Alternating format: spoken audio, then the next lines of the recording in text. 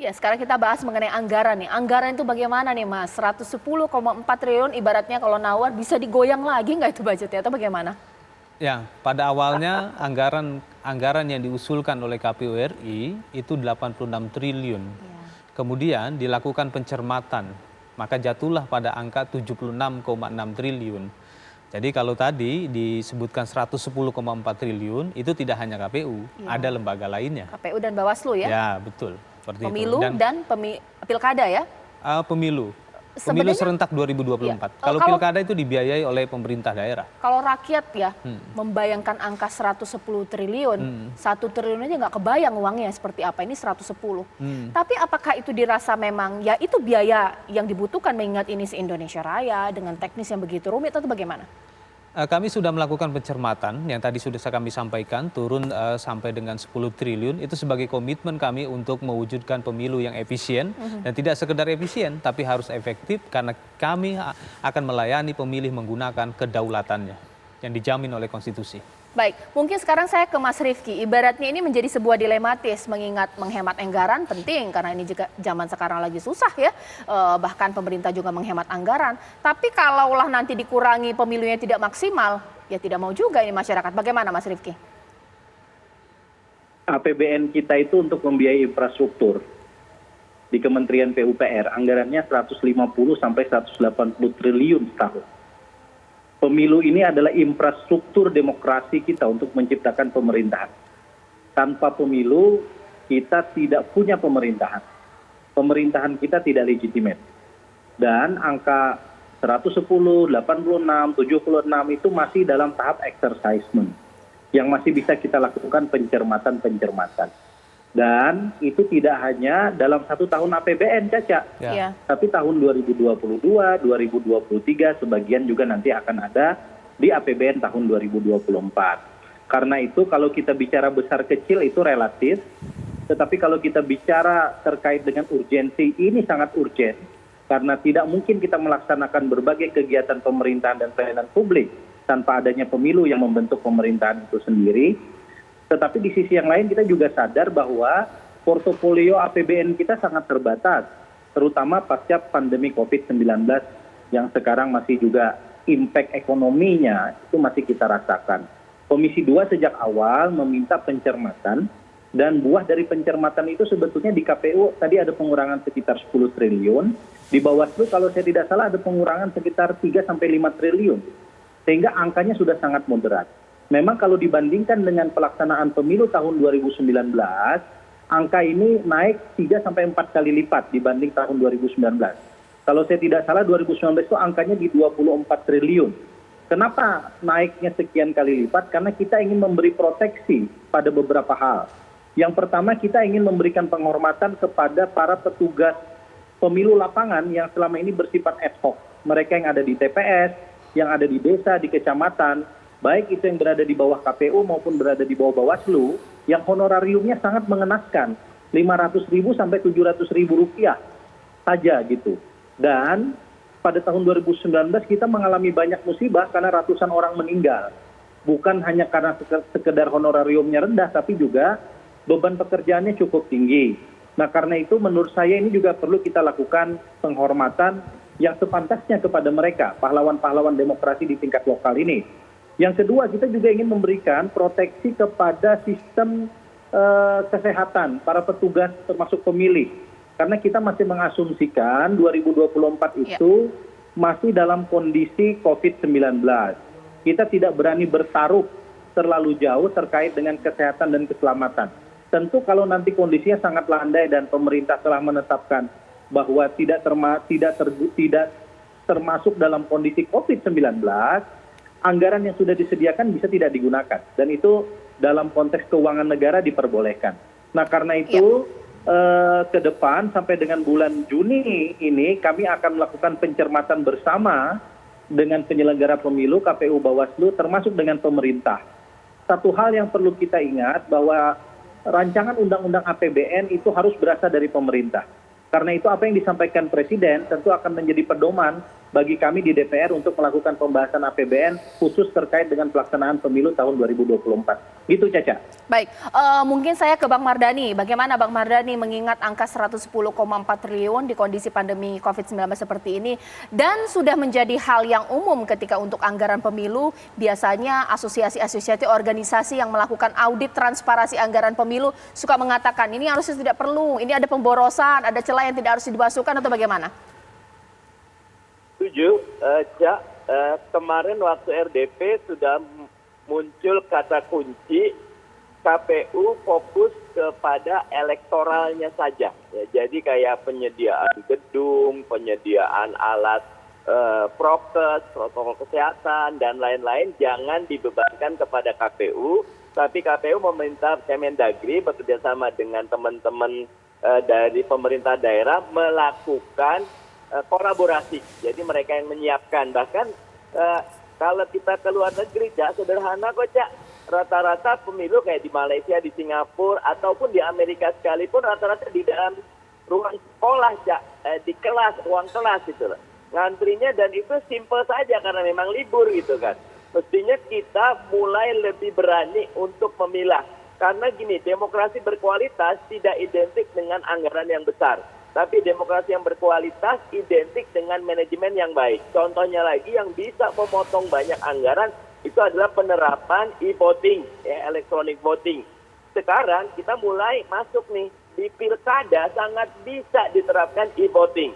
Kalau buat pileg-pilpres mungkin e-rekap yang harus diterapkan. Penggunaan teknologi memudahkan serta surat suara tidak perlu dicetak, macam-macam semuanya menjadi lebih simpel. Kita harus berani, demokrasi berkualitas tapi anggarannya tetap terjangkau. Karena kalau anggarannya besar, biaya untuk bikin SD, biaya untuk bikin puskesmas, biaya untuk infrastruktur bisa berkurang. Padahal kita lagi perlu itu, begitu, Cak. Baik. Apakah ini akan menjadi masalah baru kalau bentuk kolaborasi seperti itu yang harus dilakukan oleh KPU di lapangan, di daerah untuk menghemat anggaran, bekerja sama dengan pihak-pihak terkait? Ataukah jangan-jangan nanti ada faktor kedekatan yang harus terganggu dengan hal ini atau bagaimana? Iya, kalau soal kedekatan dan yang lain itu kan begini, Cak. Pertama tentu walaupun kalau manual saya nggak yakin ya, e-votingnya memang kurang yakin saya. Tapi kalau misalnya tadi IT-nya itu kuat ya, berkualitas, kan kita contoh ya, Cak, ya, ada dulu waktu dipamerkan IT-nya KPU itu kan ya mohon maaf gitu, sepertinya kok dengan anggaran sebesar itu IT kita gampang dihack, kemudian ketika input data masalah gitu. Jadi di daerah akhirnya mereka mengganggu cara kerja mereka karena IT-nya nggak siap. Jadi saya pikir IT itu menjadi juru kunci. Yang kedua adalah integritas. Jadi kapabilitas KPU yang tadi hebat tadi, yang kemampuan mereka mampu mengurai semua persoalan klasik ya, dari level hulu sampai level hilir. Tapi kalau nggak punya integritas, nggak menjaga integritas, maka kan mestinya kan belajar dari banyak anggota KPU, komisioner yang tersandra kasus-kasus yang semestinya itu tidak terjadi. Yang ketiga, Cak, soal yang tadi itu DPT yang terus bermasalah dan dijamin garansi oleh KPU baru ini, kemudian DCT, kan sebetulnya bayangkan ya, orang golput itu kan partisipasi politik ya, Cak, ya. Orang golput bukan karena tidak ada niat untuk pergi ke TPS. Kan ada golput itu ada 3. Pertama ada golput teknis, yang kedua ada golput administratif, yang ketiga ada golput ideologis. Nah, yang orang DPT tadi itu dia masuk kategori golput administratif karena tidak terdaftar di pemilih tetap. Akhirnya mereka yang punya niat untuk datang ke TPS untuk menyampaikan aspirasi pilihan terhadap pemimpinnya tidak bisa. Kalau golput teknis ya karena sakit atau nggak bisa keluar rumah atau orang tuanya sakit, itu salah satu contoh. Nah, kalau golput ideologis itu beda lagi. Bagi mereka mungkin pemilu tidak merubah nasib mereka dan seterusnya dan seterusnya. Nah, itu menurut saya persoalan klasik lagi ya, Cak, yang sering terjadi hari ini ya, yang kita nggak bisa nafikan adalah KPU ini kan kemudian ketika menghadapi kasus-kasus yang kecurangan ya, manipulasi yang terjadi ada. Sebenarnya KPU memang tidak ruang wilayah di situ kan, Bawaslu. Tapi bagaimana sistem yang menjamin misalnya memudahkan publik untuk memilih, desain surat suara yang memudahkan pemilih, kemudian mengurangi potensial misalnya surat suara itu tidak sah misalnya. kemudian bagaimana kemudian memudahkan petugas di KPPS untuk menyederhanakan sistem input datanya. Ya kan, di TPS-nya ke pusatnya. Kan itu mestinya. Kalau soal misalnya lapangan becek tadi, pelanggaran dan seterusnya, memang bukan zonasi wilayah KPU gitu. Itu Bawaslu lah yang ngurus. Tapi persoalan klasik yang terus berulang, bagaimana kemampuan KPU untuk memulihkan kepercayaan publik, saya akui mudah-mudahan KPU ini berhasil mendapatkan trust itu kembali. Yang kedua adalah kemampuan menyelesaikan persoalan klasik selama ini yang mestinya bisa dijawab. Nah, kemudian masa kampanye data Voxpol misalnya, Cak, banyak pemilih yang sebelum pemilihan itu mereka belum bisa memutuskan calon pilihannya. Betul. Karena informasi dari kampanye itu singkat waktunya. Betul gitu. sekali. Sehingga mereka juga terurai waktunya misalnya lebih banyak ke pilpresnya dibanding pileknya misalnya. Sehingga informasi yang lemah itu misalnya akhirnya mereka memutuskan pilihannya itu H-1, Cak. Ya, mengenai durasi kampanye ini juga belum disepakati ya Mas ya. Nah, ini yang akan saya bahas sesaat lagi, pemirsa, mengingat Mendagri sudah mewanti-wanti bahwa hati-hati kalau misalnya terlalu panjang, mengingat ini akan terjadi atau rawan terjadi kampanye sara. Atau mungkin langsung saja saya tanyakan ya kepada Mas Idam. Mas Idam, sebenarnya kalau untuk durasi kampanye, bagaimana sih pertimbangannya, mengingat ingin lebih banyak yang menginginkan lebih singkat waktunya. Selain biaya kampanye juga kalau kelamaan durasi kampanyenya ini rawan konflik yang terjadi di masyarakat. Pada tanggal 17 Januari 2022, KPU Republik Indonesia berkirim surat kepada pimpinan DPR RI. Surat tersebut berlampirkan draft tahapan dan jadwal serta program penyelenggaraan pemilu. Itu masa kampanye sebanyak 120 hari. Ya, dan saat ini memang sedang berkembang wacana, misalnya dari pihak pemerintah menginginkan 90 hari, beberapa pihak partai politik menginginkan rata-rata sekitar 70 hari, dan itulah yang nanti akan kami bahas pada saat rapat konsinyering pada tanggal 21 sampai dengan tanggal 23 April 2022. Kenapa sih 120 hari diputuskan oleh KPU? Apa pertimbangannya? Bukan diputuskan, tapi dirancang. Dirancang oleh KPU, ini juga mempertimbangkan penyelenggaraan pemilu yang efektif dan efisien. Seperti itu. Dan tentunya kita juga akan menyerap beberapa aspirasi. Dan terkait dengan masa kampanye, perlu diingat juga, selama proses masa kampanye kami juga melakukan kegiatan, yaitu proses desain, pencetakan, distribusi, dan pengemasan logistik. Kalau dari Bang Mardhani sendiri, untuk durasi kampanye sebenarnya yang paling efisien dan paling tepat itu berapa hari sebenarnya? Kurang dari 120 hari atau bagaimana?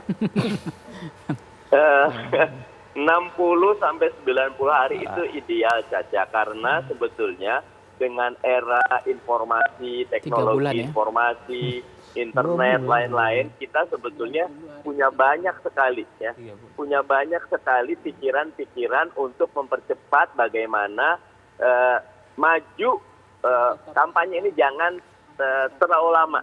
Dan yang juga penting, Cak, menurut saya adalah pemerintah perlu memfasilitasi teman-teman KPU. Tadi ada pertanyaan dari Caca, kenapa 120 hari? Karena ada urusan logistik yang itu tidak di dalam kuasa KPU. Ada urusan sengketa